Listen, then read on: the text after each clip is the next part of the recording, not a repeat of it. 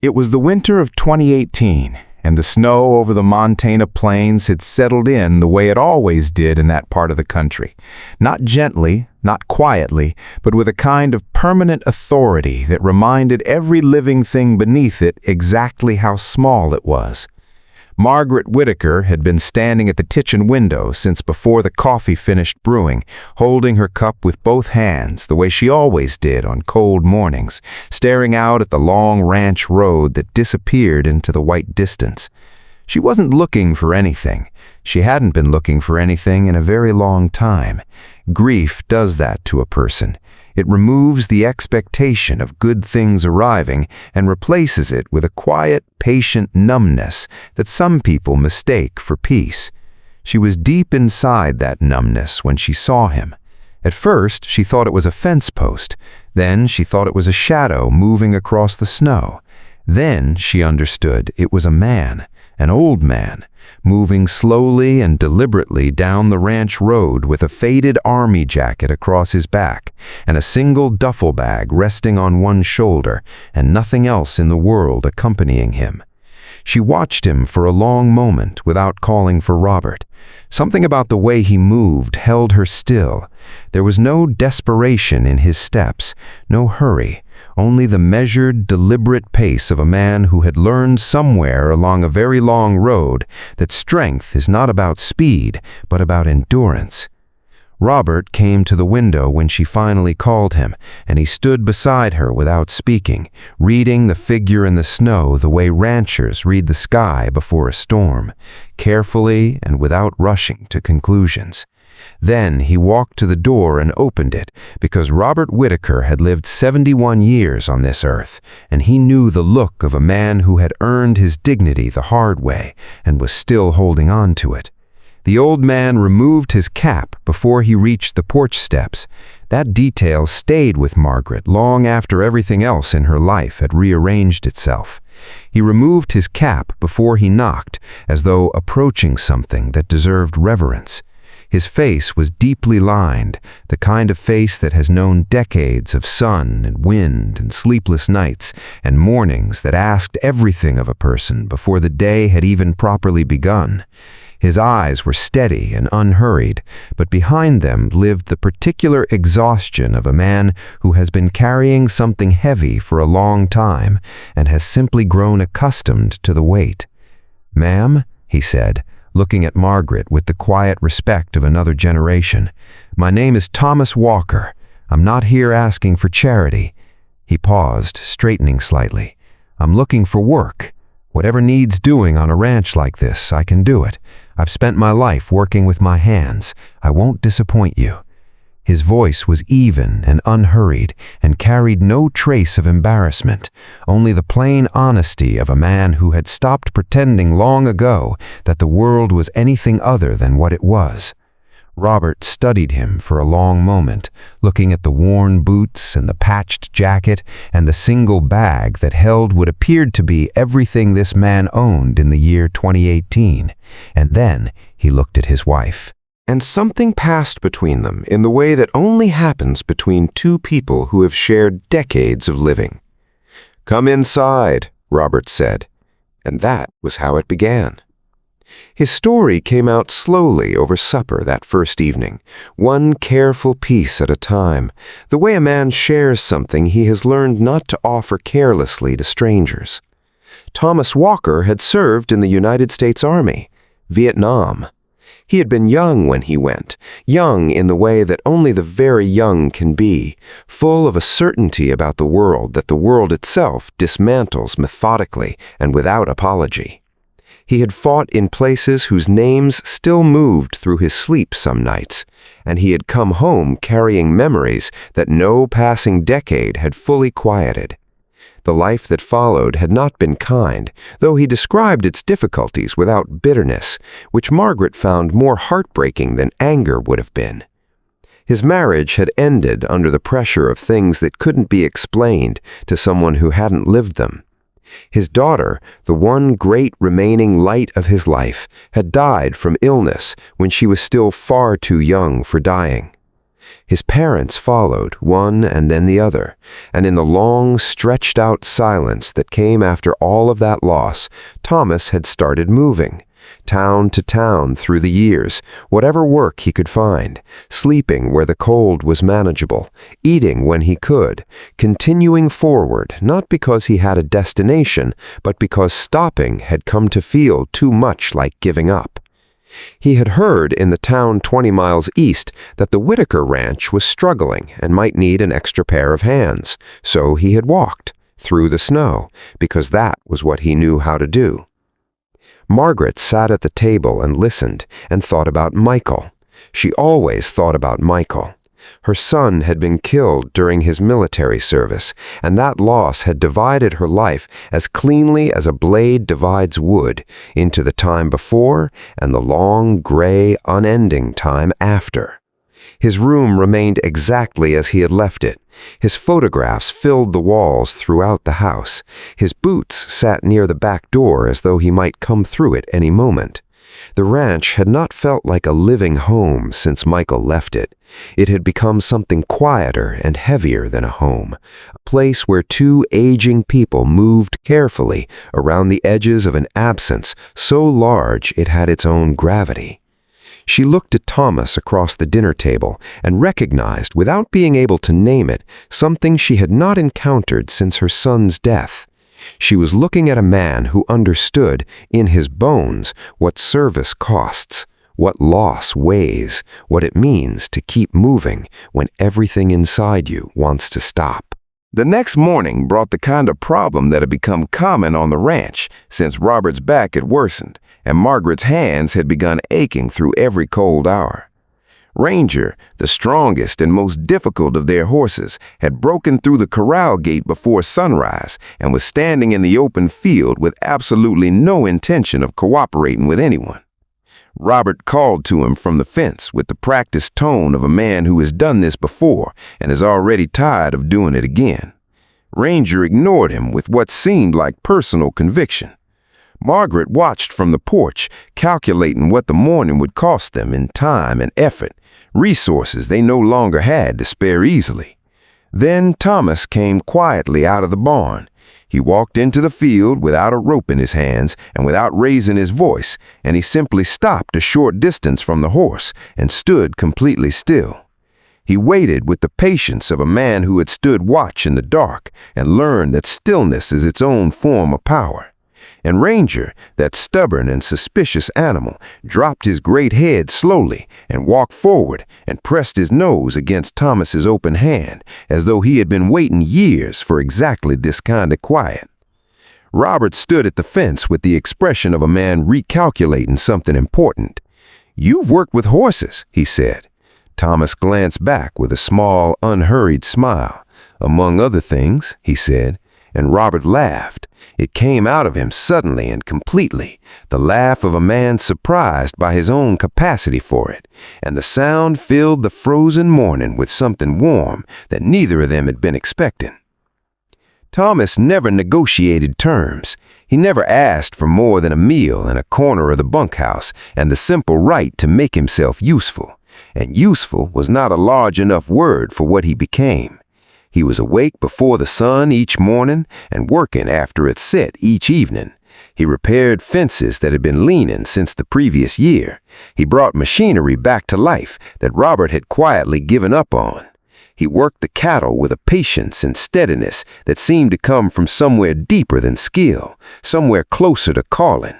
He never complained, never asked for recognition, never did anything that suggested he was counting what he gave against what he received. Weeks accumulated, then months. The ranch changed visibly, structurally, in ways that could be measured and pointed to. But the deeper change was harder to measure and more important. The silence in the house began to soften around its edges. Evenings grew longer. Conversations found their way to the dinner table and stayed. Margaret began cooking the way she had cooked when Michael was alive, with care and abundance, and the unconscious assumption that there was someone worth feeding properly. She noticed one evening that she had laughed twice before noon, and she sat with that fact quietly for a moment, turning it like something she had found and wasn't sure yet what to do with. One evening, Thomas stopped in the hallway in front of Michael's military portrait. Margaret was in the kitchen and could see him through the doorway. She watched him stand before the photograph with the stillness of a man who recognizes something in another face, something that goes beyond features and touches the specific quality of a life given over to something larger than itself. Then, slowly and without theater, Thomas removed his cap. He straightened his back to its full height.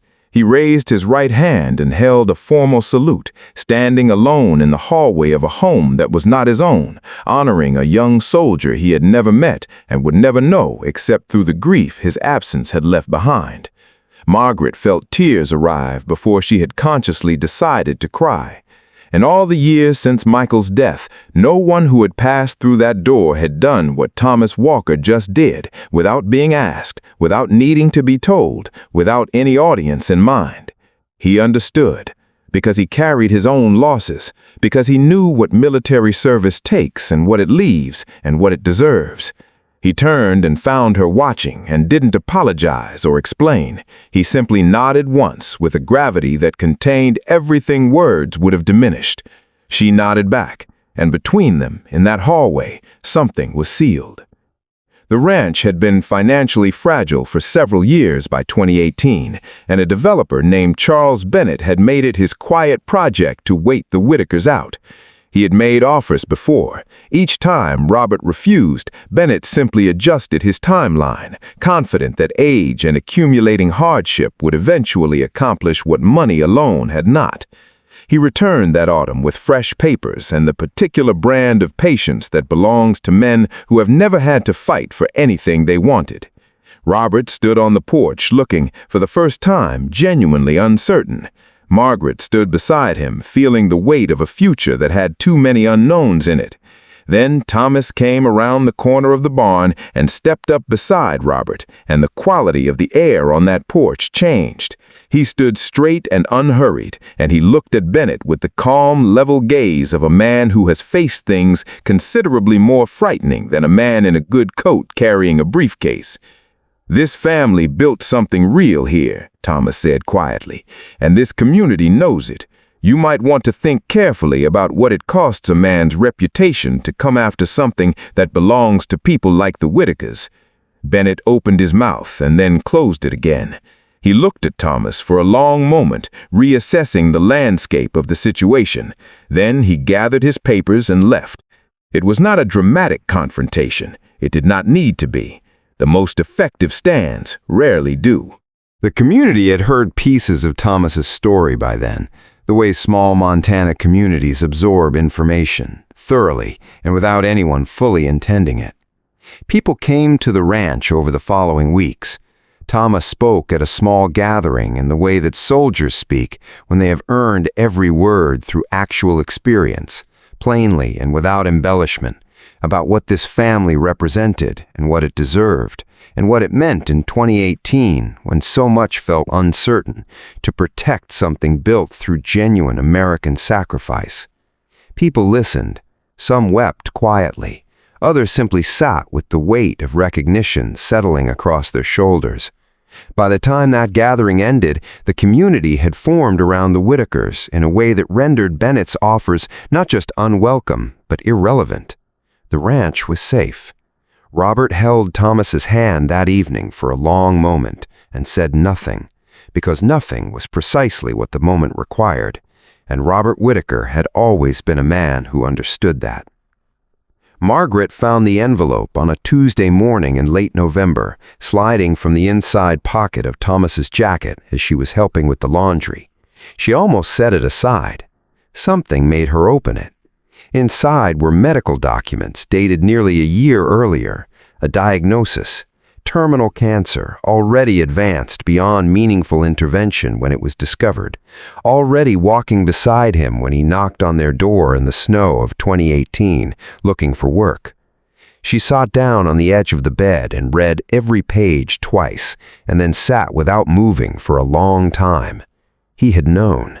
He had walked 20 miles through a Montana winter, knowing he was dying, and he had asked not for sympathy or comfort, but for work, for usefulness, for the ordinary dignity of earning his place at a table. He had not wanted to be someone's charity case in his final season of living. He had wanted to matter. He had wanted mornings with purpose and evenings with people, and the simple, sustaining sense that his presence made something better. He had come to their door looking for employment and had found, without knowing he was looking for it, the only thing that could have made the time he had left bearable. When they sat down with him and told him they knew, Thomas was quiet for a moment, and then he exhaled slowly and completely, the breath of a man setting down a burden he has carried across a very long distance. Robert reached across the table and placed his hand over Thomas's and left it there. Margaret made tea. And from that evening forward, everything between the three of them was unhidden and unhurried. He told them about his daughter, about the particular sound of her laugh, and the way she mispronounced words she had known for years, as though her mouth had simply decided it preferred her original versions. He told these stories not with sorrow, but with the gentle, steady tenderness of a man who has made his peace with what he's lost and chosen to carry the love instead of the absence. Doctor appointments became shared journeys. Evenings became long and full. And somewhere inside all of those ordinary days, Thomas Walker stopped being the old army man who had come looking for work in the winter of 2018 and became something that required a smaller and more permanent word. He became family. Not by blood, not by paperwork, by the daily, repeated, chosen act of belonging to one another, which is the only form of family that was ever truly real. One morning in early spring, when the Montana light had turned that particular gold that belongs only to the world waking back up after a long cold, Thomas asked if they would take him to the hill.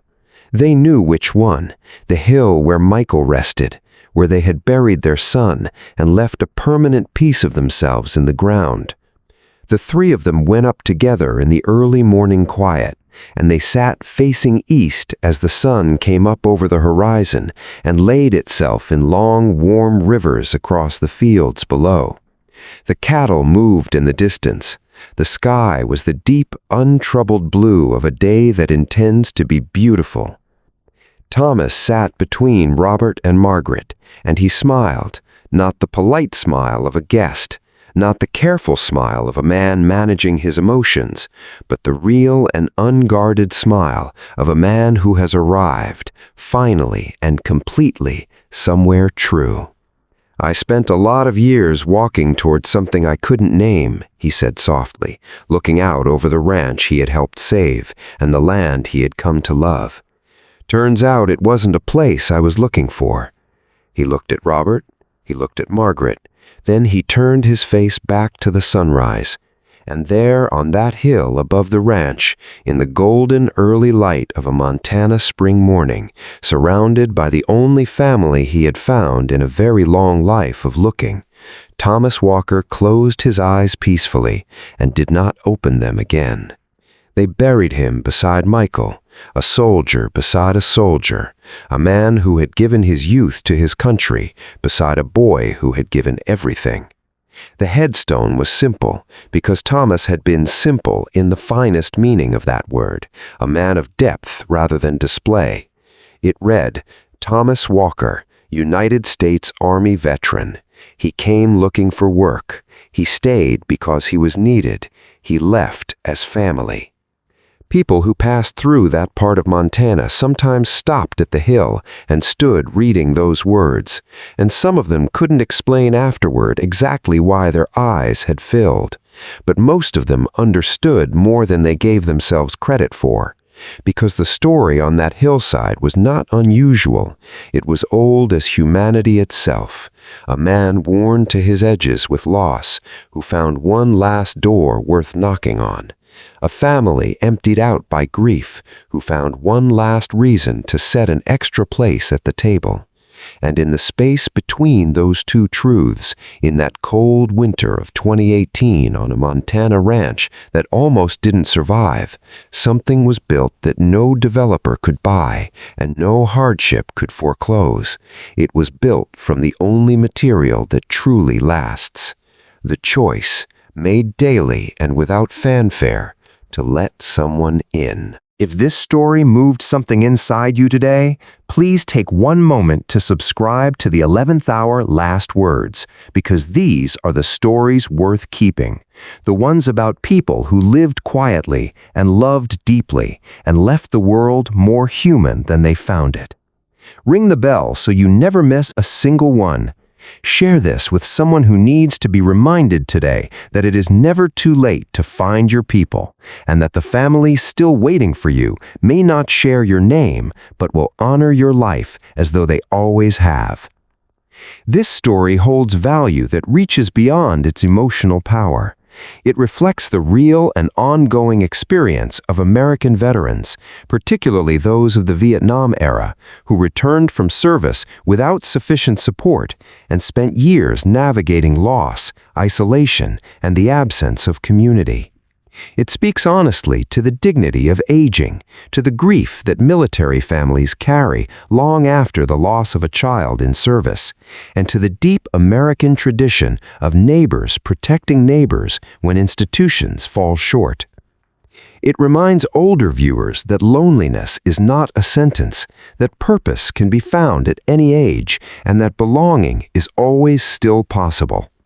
For the audience of this channel, men and women who have lived long enough to understand what sacrifice truly costs, this story reflects the values they were raised on and have spent their lives trying to honor: loyalty, quiet courage, the belief that no one who has served and suffered should ever have to walk alone through the cold.